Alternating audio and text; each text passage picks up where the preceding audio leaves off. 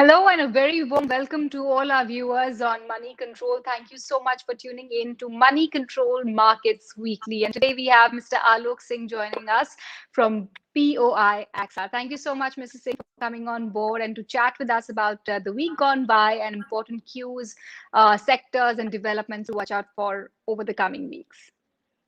Thanks for inviting me. Mr. Singh, it's been a decent week, I would say, for the Lal Street. If we look at today's session, Nifty ended above 15,850, Sensex gained about 220 odd points. Even the weekly gains for the benchmarks have been fairly decent, with of course banking stocks and metal space clearly being the outliers and the one which were hogging a fair share of spotlight. What were your key takeaways? Of course, Reliance AGM was a big event for the week, but overall, if you look at the moves seen so far in the week gone by, what would you make of it? And more importantly, do you think, by when do you think rather Nifty will reach that 16,000 mark finally? Because there is a lot of resistance seen there. Yeah. So, if you look at, you don't have to look in the market, look at the market only for last 1 week.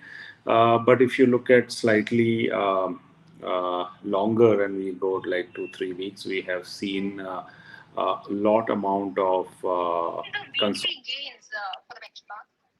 in the market, and primarily that is coming after a decent move before that, and which is if you look at is this sideways movement also culminated with most of the results in the market being out, people digesting whatever been guided in the results and as well as post results commentaries, which gives indication to the market that but for the second wave, or I would say the uncertainties around the COVID, things are looking okay, and the market was ready to believe after what they have seen last year that even if there is a miss in the numbers for a quarter or so, it does not change the big picture. Having said that, I think market was also worried about all that was floating around, right from if you look at the COVID situation, also the commentary around the inflation, that inflation is going to be big and things like that, and subsequently Fed coming and trying to soothe the market by saying that okay, yes, I accept that there is inflation, but it's not going to be like a monster, and I am aware of it, I'll take care of it. And that, I think, that was the start of the point where the market started getting soothing up. And then of course the vaccination and then the cases coming down, I think that all built up to the to what we have seen in last few days, and maybe especially today if you talk about. We're almost at the end of the first quarter of this fiscal year. Do you think the markets have already priced in the kind of negatives and the kind of downfall that we could see in earnings for the first quarter? Because, of course, we all know a significant part of it was a washout across different parts of the country. Yeah. Yes. So, it is a known fact that this quarter is going to be kind of a washout. And so I think market is not worried about it. And I think if it is worse than what market is talking about right now, I think then there could be a case.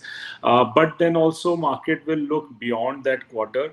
And also, there is a learning curve which the market has seen, and everyone, like why market, us and the businesses, we were more worried about things in first wave, second wave, though it was more deadly, but still it was handled in a different way. And I think subsequently also, it is not that the virus will not emerge again. If virus emerges again, I think we will be able to play it better than both in terms of infrastructure, health, and knowledge and everything. So I think market is sanguine about that fact.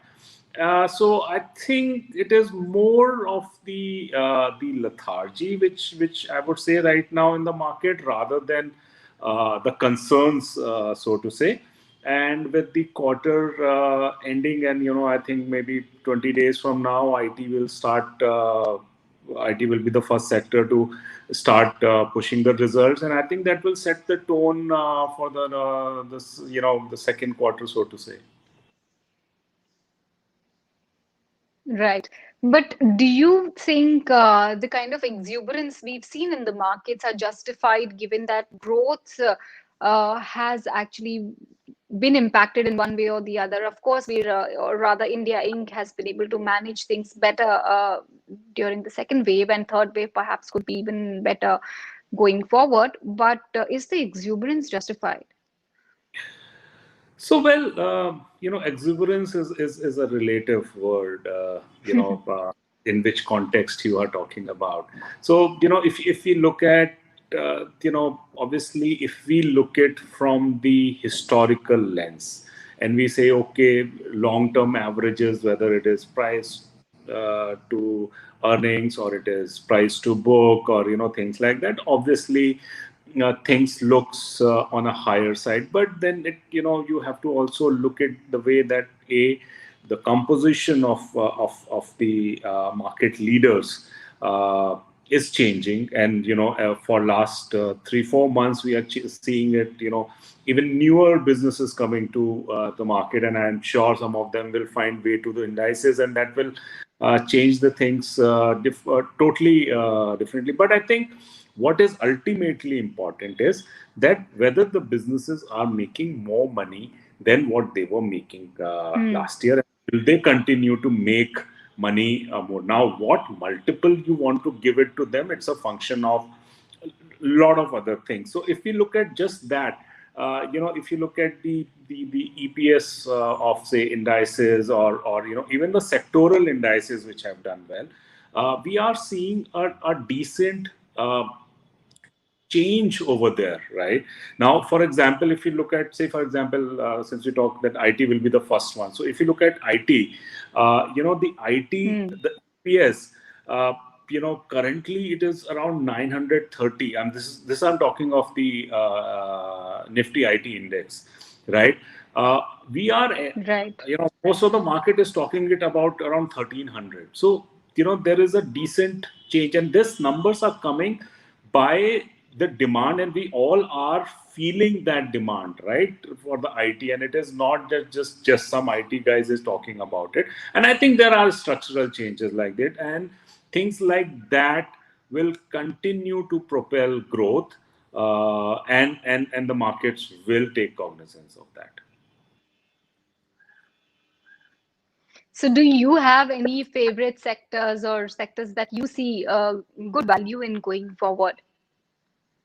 So, for last, I would say 2-3 years, 3 years now, actually, we have been very constructive or positive on the chemical space. Uh, that has, though we started buying it for a different reason when it was the China pollution issue, but subsequently it has built Hmm. on quite well, and new things keep on giving it a new leg for run. uh, and so the chemicals, agrichem, pharma, IT, I think these are overall overweight positions, though these are not very large part in the indices, but in our portfolios these have been a decent weight, not only for last 1 year, but for we have been holding them for pretty long. And the other part is like we were pretty positive on industrials with this COVID. I think we have become even more positive on them. Barring, I think, then the larger weights. If you look at those, are any which way is more of replicating the indices, or having positive or slight negative over there. But I think overall, I think I am very positive on pharma and IT, and most of our favorites will come out from there. IT has been quite active of late. Earlier, of course, we saw massive surge coming by for the IT mid caps and even the blue chip companies. The large caps have slowly caught up. Do you have any favorites within this space, even if it's a divide between in large and mid caps or otherwise, company wise? So if you look at the landscape, we are seeing humongous amount of growth happening in that space, right? And when in any industry, when you see that kind of growth where even the leaders are struggling to take up all what is offered to them, and that's why if you look at many of the top IT names are saying we are having a manpower issue and retention and all those kind of a thing. In that, the second tier guys also get lot of business, right? And that's what is happening with the Indian IT industry also. You see that the mid cap and the small cap IT is able to demonstrate far higher growth, obviously because of the lower base, but it's overall growth in the system and the demand which is pushing it. So obviously in that scenario, as an investor, I see higher returns to be made from mid and small IT. Not that they are doing anything different, or they are more smarter than the bigger ones, but the business dynamics is allowing even the smaller guys to have decent business, and the delta effect over there is higher, and so that's why our bias is more towards them. We have some live viewers as well tuning in and asking questions. There's one question I'd like to pick out. Which sector looks overvalued right now? Do you see such a phenomenon in any of these baskets? Okay, so the point is that if you are so in the markets like these, typically the there are sometimes we have seen we see overstretches, but if you look at the way the market has behaved in last 1 year and the kind of sector rotations, the way the sector rotations has happened, it allows things to cool off very quickly. So in that case, to have a very strong view about something. So for example, if you look at, we saw, when the COVID wave started, we saw, financials getting financials underperforming. Then somewhere around say November, October, November, we saw them catching up, and then again there was a drag for last 2 months or 3 months somewhere there, and now again we are seeing them outperforming. So whatever overstretch which is happening in the market, it's getting corrected very quickly also. So in that way, it is very difficult to have a very strong sector biases in terms of the portfolio. So I think it is good to have some weightage everywhere, rather than taking this thing. And because the overall the way the market is behaving, it is not the way the market behaved, I would say, in 2016, 17, or maybe actually in 18, 19. There were only few stocks which were running in and there where you were talking about. Yes, there are, like, some places like consumer and things like that, which have become very, very expensive. Some of the the unlocked trades, if you look at, they look very expensive right now. But with a hope that they will have humongous amount of earnings coming by. That's the thing. But yes, the things which were expensive, they are expensive. And the things which have not been traded very expensive, I don't see anywhere that kind of thing. Yes, they may be on a higher side of their long-term averages, but then if you look at with the kind of growth they are seeing, it looks very, very reasonable. So I don't see anywhere, so to say, the heat appearing. But with markets, hovering around all-time highs, especially the benchmark indices and several other sectors which are quite hot right now, a lot of Yes. retail investors, a lot of our viewers and followers have also been asking us, is it a good time to enter? What would be your advice to them? Well, there is a saying that the most of the money is lost by waiting for the correction. Okay, so if you look at there Hmm. are people who are waiting for the corrections for long, and now we are at 16,000 levels, right? Now, I'm not saying that we are in the extreme bull run. I'm not giving any guidance for that matter, but actually, what I'm trying to put across is that the money investment is not 3 months, 6 months kind of a thing. Yes, we had a very lucky period last year that we made anybody and everybody who made invested made money, but I think it has to go through a longer grind, and Hmm. in that case you have to look at the broader fundamentals, right? Yes, we may feel very sad about India will grow only at 9.5%, where we were talking about 12%, right? But still, if you look at the nominal basis at 9.5%, also we will be growing at around 15%. Historical study says that your stock market delivered somewhere close to your nominal GDP over a long period of time. So if even today we continue to grow at real basis or say 8-9%, which many people will not be happy, and on the nominal terms at 13-14% versus a fixed income return of say 3-4-5%, I think there is all the reasons to Hmm. invest in equity, and that is the long term average you will be able to achieve. So I think rather than trying to time the market, you should learn to participate in the market.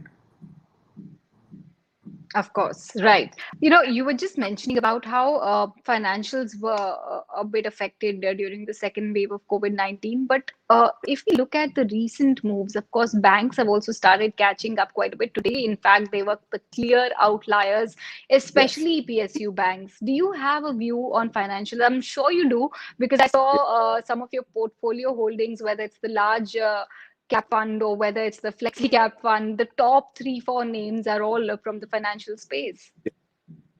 Yes. So, one of the reason is that the financial as a industry, sorry, the indices weight itself is very high, right? It's the highest weight sector right now. But I think if we dissect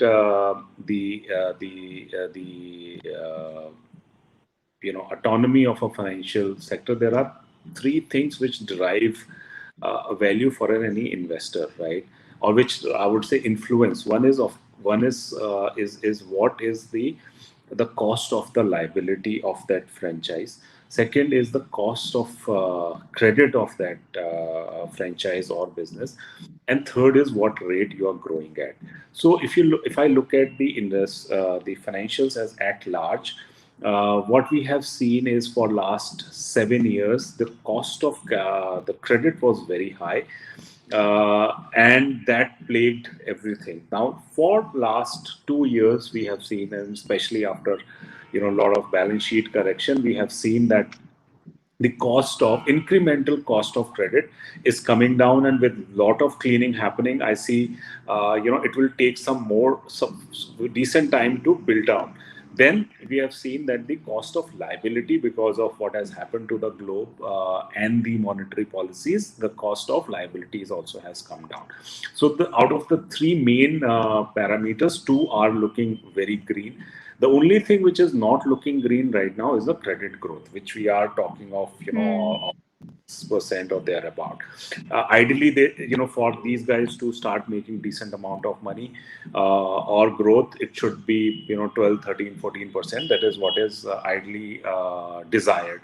Now, if we look at the way the things are happening, so the big capital guzzlers which look towards the financial markets are the big, like the companies like steel, cement, infra. So if you look at all of these are operating at, so all the manufacturers which have to do high capex are running at a record capacities, and they are now envisaging new Hmm. capacities. Infra, there is a decent government push Right. despite what has happened to the government balance sheet, which will also spur demand for new capital. On the retail side, if you look at the demand for housing, which is the biggest capital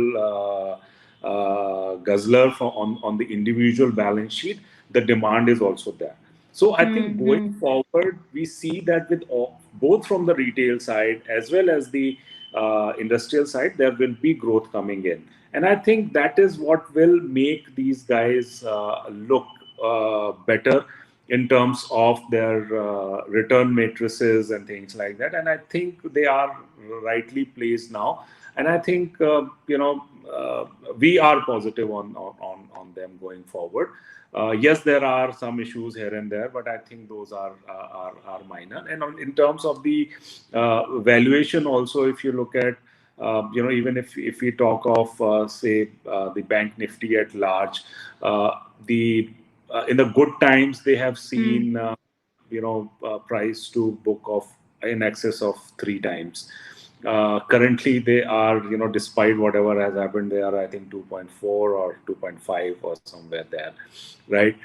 If you talk of the PSU bank, who has seen the biggest brand, their long-term averages is 1 time book. They are trading at zero point 0.5. Hmm. Now, we may say that they are not efficient and blah, whatever people talk about, but they were as inefficient as they are today when they were trading last at 1 time. So Yeah. even if nothing changes in their world, with all things correcting, I think at least the mean reversion should happen over there.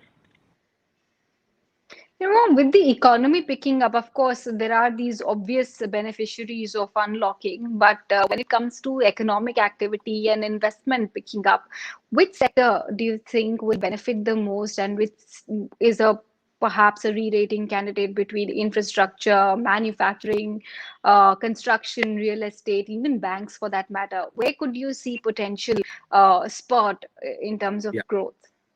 So obviously, bank is a barometer of everything. So if you don't understand anything, just get exposed yourself to the banks, and everything is taken care of. Uh, Otherwise, if Hmm. you look at from the unlock point of view, I think most of the businesses which got impacted by and they remain impacted by as of now with the lockdowns and things like that, Hmm.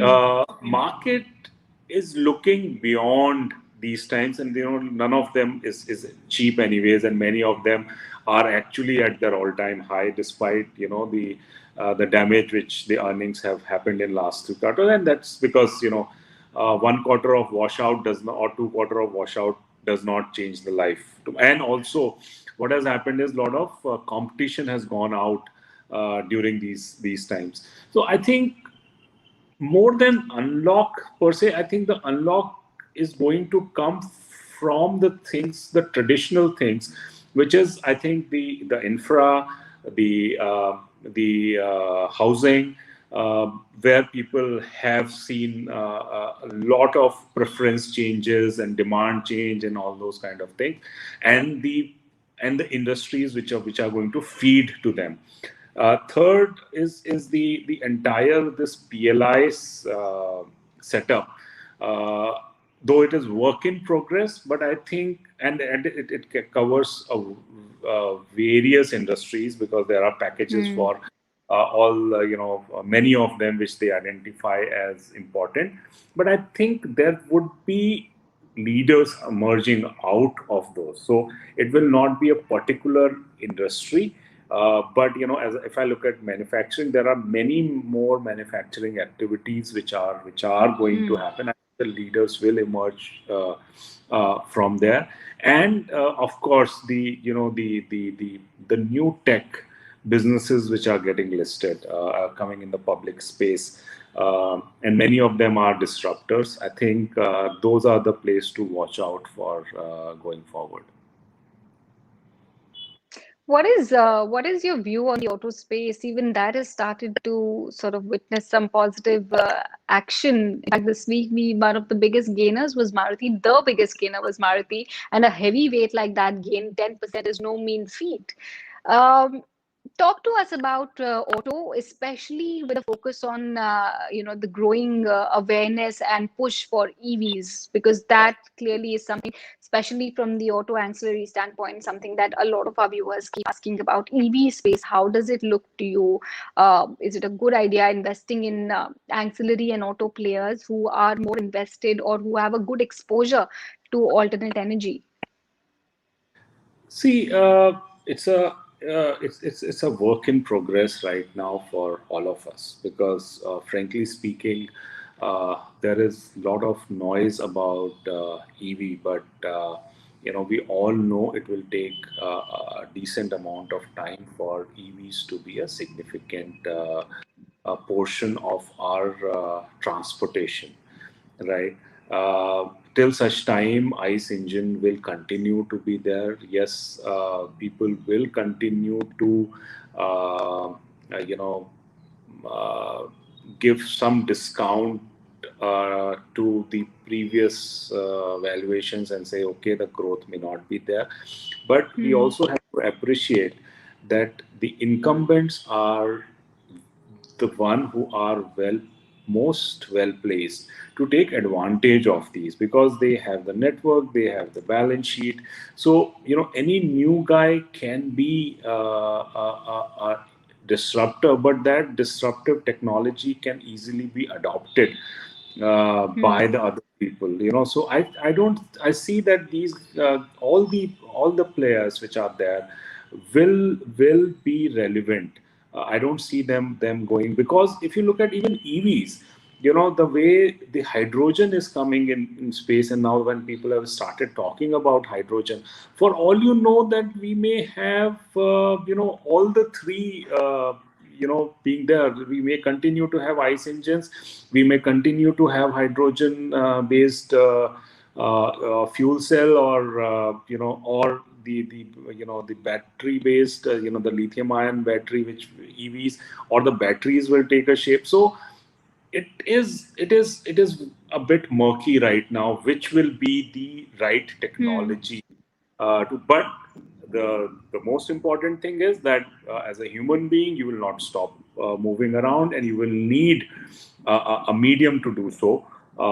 And in that Right. environment, the people who are in that business, who have the balance sheets, will continue to be relevant. Because if you look at the today's biggest spenders globally, if you look at are the companies who are making in the internal combustion engine, whether it is Right. Volkswagen or people like that. So I think yes, people will be slightly confused because of the noise around, but I think these companies will continue to do well. Hmm. So you have to cut the noise and look at whether you will stop moving around, or tomorrow everything will be EV. That's not going to be the case. It will be a slow transition, and whenever there is a slow transition, like I think the right example for that would be, if you look at from the 2G to 4G to 5G, and now we are talking about, right? Though if you look at, there are technological differences here, but the incumbents only adopted it, right? Yes, there Right. were some innovation small, and I think that is going to happen in automobile also. So will you place your bets on OEMs, if not EV plays, or if not ancillary players, but incumbents, the main, the end user, the OEMs? Would you place Yes. your bets there? Yes, right now I have no reason to jump into something which is still to establish itself. And also all of these innovations need balance sheets, as I see, and you need to have, yes, there Hmm. is a lot of P money and all those kind of things are there, but those things comes with limitations also, right? So yeah, my biggest thing is, and this is my investment philosophy also, is that you cannot have too much of allocation to a thing which is quite unknown right now. That is a typically VC funding kind of an Makes approach. sense. Yes, in a public, a public market investing, you have to see to for it to come. Right. I would just like to ask one final question to you, and you literally nudged me towards that, towards portfolio allocation. Let's say you have 2 lakh rupees today. How will you sort of design a portfolio in the current times, the way the markets are and the way the economy is and the trends are? How would you allocate a portfolio if you were to spend 2 lakhs today? See, it is a very individual question, but for the interest of if I look at it as a very common Indian, and I look at this way because each one would have a different appetite. I think irrespective of what age you are right now, after setting aside all that which you need for the regular thing, if this Mm. 2 lakh is that amount, right? I think a substantial portion of this has to go to equities, I would say, at this juncture. And reason I am saying so is, see, while we may say that equity is risky, but then you have to look at what is that you are going to get from the other side of it. The other side of it is the fixed income. If I look at from the Indian way of investing, because gold and other asset class are not for investment; they are for a different purpose, right? Mm. Now you have to look at with a scenario where the inflation will be higher, right? So if you are not able to beat inflation, you are going to reduce this, right? Equity with a larger allocation will allow you to, as I said, if we grow at the nominal basis at 13-14% also, you will see the growth coming in from there. Mm. And also, if you look at with the earnings improving, we have seen that even the dividend yields of the portfolio is also increasing, right? So I Mm. think from the point of preserving the wealth and growing the wealth, I think a larger portion has to go towards equity right now versus fixed income, so to say. And what about sectoral allocations for equity to make an equity portfolio? Which sector would you believe that one should focus on more at the current juncture? Do you have any sort of favorites or any suggestions for retail investors where they So could look at perhaps? So I think I will say only what I'm positive on. I'm positive on pharma, chemicals, industrials, which includes Hmm. materials also in that. Materials like cement and Okay. and and auto, and of course, as I said, that the financials is something which is a big proxy to what's happening to the economy. So if you want to do a beta play, just buy financials. So I think I would say that, but at the same time, if you are going to build a slightly long-term portfolio, I would suggest that you have some allocations across all the major sectors, and Hmm. because if the country does well, all the sectors does well, and in sequence, as we look at in last 1 year, there is no sector which is left out, right? And every sector goes through the phases of consolidation or the sideways movement. And to I think that's how you need to have a I think you need to have a balanced allocation portfolio, right from the sectors and also from the market cap point of view also. Today I would say I would put one third, one third, one third in all the three market cap categories. Great. On that note, Mrs. Singh, thank you so much for joining us once again and for addressing many of our viewers' questions. And yeah, thank you so much. Have a great Thank you weekend. so much. Yeah, have a great weekend. Bye.